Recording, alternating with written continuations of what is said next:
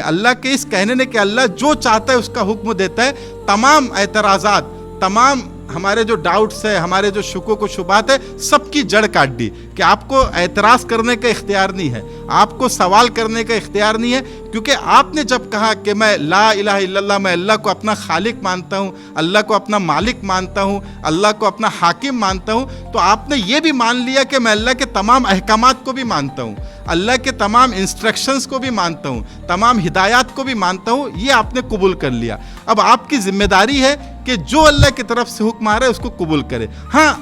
اس میں اب دو چیز ہو سکتی ہے، ایک یہ ہے کہ بعض لوگ جو پڑھے لکھے لوگ ہوتے ہیں، تھوڑا ریشنل قسم کے، تھوڑا عقل سے سمجھنے والے، تو وہ جب ان کے سامنے کوئی حکم آتا ہے جیسا سود حرام ہے، پردہ ضروری ہے وغیرہ وغیرہ، تو ان کے دل میں خیال آتا ہے کہ بھائی اس کی حکمت کیا ہے، اس کا فلسفہ کیا ہے۔ تو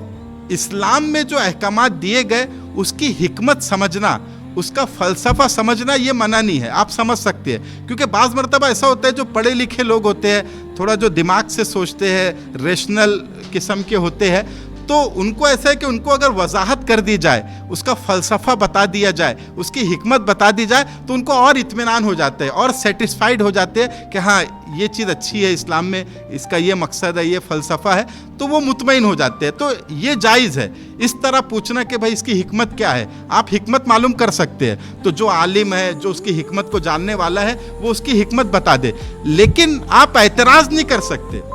بعض لوگ حکمت نہیں پوچھتے، اعتراض کرنا شروع کر دیتے کہ بھائی یہ سود کیوں حرام ہے، اس کی وجہ سے تو مسلمان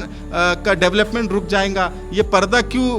ضروری ہے، اس کی وجہ سے تو ہماری بچیاں آگے نہیں بڑھ پائیں گی، یعنی اعتراض کرتے ہیں۔ تو اعتراض کرنا منع ہے، آپ حکمت پوچھیے، اس کا فلسفہ کیا ہے یہ پوچھیے، اس کی حکمت کیا ہے یہ پوچھیے، اور بتانے والوں کو بتانا چاہیے، یہ نہیں کہ نہیں ہم حکمت نہیں بتائیں گے بس آپ عمل کرو، ایسا بھی نہیں ہے، حکمت بتانا چاہیے۔ حکمت معلوم ہونے سے انسان سیٹسفائیڈ ہوتا ہے اور اطمینان کے ساتھ اس پہ عمل کرتا ہے۔